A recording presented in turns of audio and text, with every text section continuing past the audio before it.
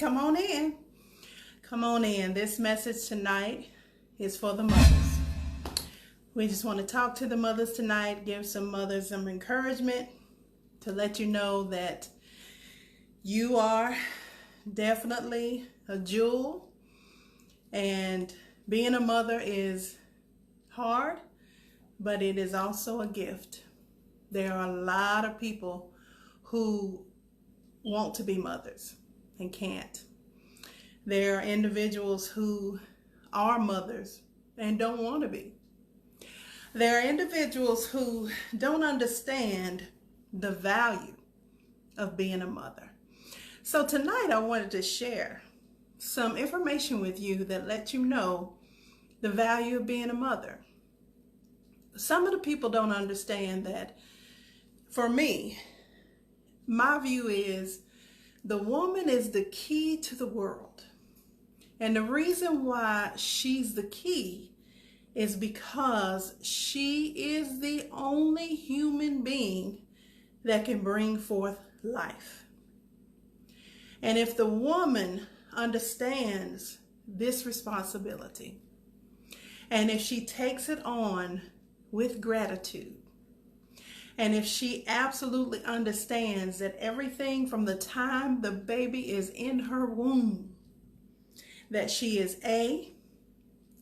imparting knowledge as the brain is growing, B, imparting feelings as the fetus is growing, and C, giving stimulus all day, all night, 100% of the time. I've also talked to mothers who are pregnant to let them understand that it's very, very, very, very important that when you're pregnant, that you do not get yourself in situations that make you angry, that put yourself in harmful situations, and that you are allowing yourself to be mistreated while you're pregnant. And then as the baby grows for a whole 9 months, sometimes shorter, depending on the fetus and the risk. But if it goes all the way to term, it's 9 months. So I biologically have had 4 children. All of them have gone not only 1 week, but 2 weeks overdue. And they stayed in there. Matter of fact, I had to be induced each time for them jokers to come out of there.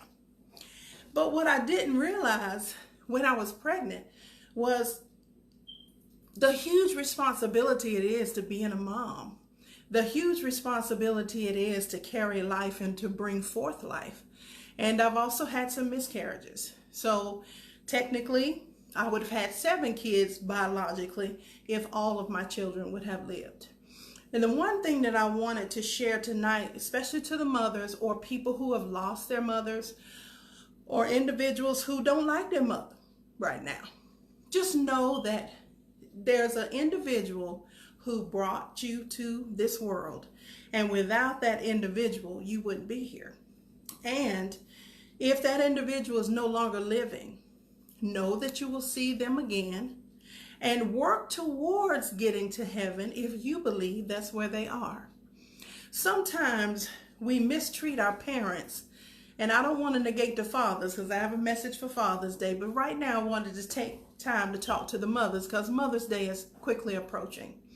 And there's a lot of expectations sometimes with mothers. I love you too, Troy. And when you're a mom and you've given up so much, including almost dying. I almost died on the table with my first son, Alfred. And he is absolutely one of the lights of my life too. But when a mother almost puts her life on the line and may almost die trying to bring forth life, you have to absolutely ask yourself, am I giving my mother the honor that she deserves? If she's still living, am I actually giving her the honor, or am I looking to her as the reason for my being? Does she have to be perfect in order for me to love her? Does she have to do things absolutely the way I want it to? Or if she makes me angry, do I cut her off? There's a song that says, for the 9 months I carried you, growing inside me, No Charge. I know some of y'all have heard that song called No Charge. And if you haven't, go ahead and YouTube it and listen to the words, because that is the true meaning of how a mother feels. And a mother will always love you, whether she shows you the way you think you need to be shown or not. There's no way a mother can bring forth life and that she can raise that life and have no feelings. She does. She may not show it, but she does. So if you get an opportunity to just, love on your mother and call her up or text her and say, Mom, I love you, just do that. It's something is better than nothing.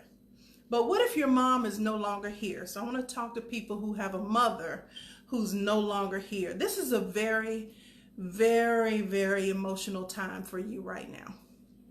Because while everybody is celebrating their mom, you would love to, but your mom is not here. You would love to say, Mom, I love you. You would love to pick up the phone and call your mama. You would love to have a conversation. You would love to hug her. You would love to shower her with gifts, but she's no longer here. And sometimes the emotions of it all is hard to be with. But what I want you to do at this dispensation of time, if you're still emotional about the loss of your mother, I want you to write her letters. I want you to just pick up a pad and pick up a pen or pencil, and I want you to write to your mom. She can hear you. She can feel you. Just write a letter to her if she's dead and she's no longer here. Express your complete feelings towards her. Allow her to be able to know how you feel. Don't just harbor those feelings and suffer in silence because you don't want to be negative, while everybody else is excited about their mom. So I totally get that, because you're going to be around other people or see other people, and not necessarily around them right now, but you're going to see a whole bunch of Facebook posts of people honoring their mother. And you may honor your mother even though they're not here, but I want you to write them a letter. This is healing for you. I want you to understand that there is still some healing. If you still get emotional because your mom is no longer with you, there's still some healing to be done. And in order to do that, you need to write 3 letters. The first letter, you just want to get by yourself. No phone, no TV, no radio, no anything. You just want to get a pad and a pen and start writing your feelings to your mom as if she was standing right there in front of you. If you need to get tissue, go ahead and prepare for that. But just keep writing. Keep writing everything that you feel, even if it's only Mom, I love you 100 times. If you can't get nothing else out but that phrase, write it as many times as you need to write it. The next morning, I want you to read it and then burn that letter. And then that night, I want you to write another letter to your mom. And I want you to say whatever soul right at that moment that you're writing the second letter to your mother. And when you're writing the second letter to your mom, I want you to write it and just make sure you exhaust all of your emotions. And if you're still mad at your mama, tell her. If you still resent her, tell her. If she beat you, if she abused you, tell her. Just write it down and make sure that you're irrevocably authentic with your feelings and writing down what you really feel. The next morning, I want you to read the letter, and then I want you to burn it. And then the next night, which will be the third night, I want you to write another letter to your mom. And just write what's so. And you'll be surprised on that third letter. If you do this, I promise it'll make a difference for you. On the third letter, something magical happens, guys. Something magical happens. I can't even explain it, okay? Once you write that third letter, you get up the next morning, read it, and burn it. You are going to feel so different, so complete, and you will be able to talk about your mother without crying. You will be able to be with the fact that she's no longer with you. You will be able to actually have a conversation, go to her grave, and be able to spend some time there and not be afraid to go to your mother's grave. You will be able to do so much more in your emotions around Mother's Day. If it's nothing but going to see how you can honor someone else who's been a mother to you. But just know that Mother's Day is coming. And for those of you that this time is hard for them, write the 3 letters I just talked about. And for those of you who have your mother living, but maybe your relationship with that mother is not such that you want to do anything to let her know how you feel about anything, because you've been mad, and you want to stay mad. So I want to appeal to you tonight to forgive your mother. Just forgive her. And this is not for your mother. This is for you. Forgive your mother and love her unconditionally.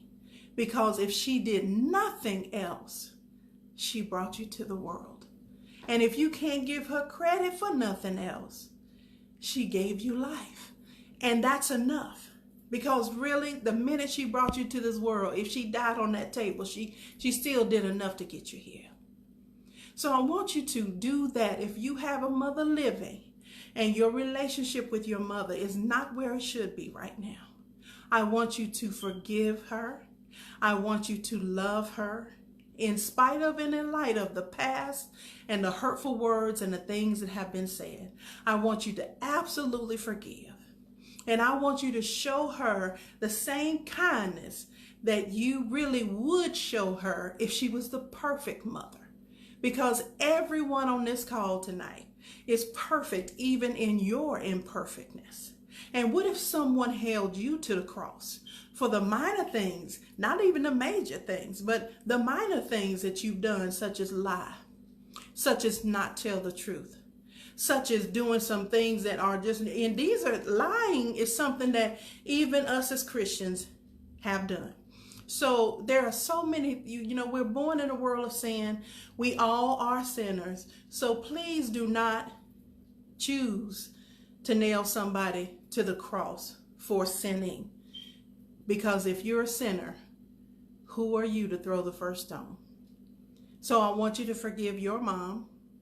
And for those of you who had great mothers, who had a great relationship, who had an awesome childhood, and who absolutely love your mother to death, and you spoil your mama, you'll do anything for her, you make sure she's completely taken care of, you make sure that every need and every want is whatever comes out of her mouth, she has nothing to worry about, because now you are in the position to take care of her the way she took care of you.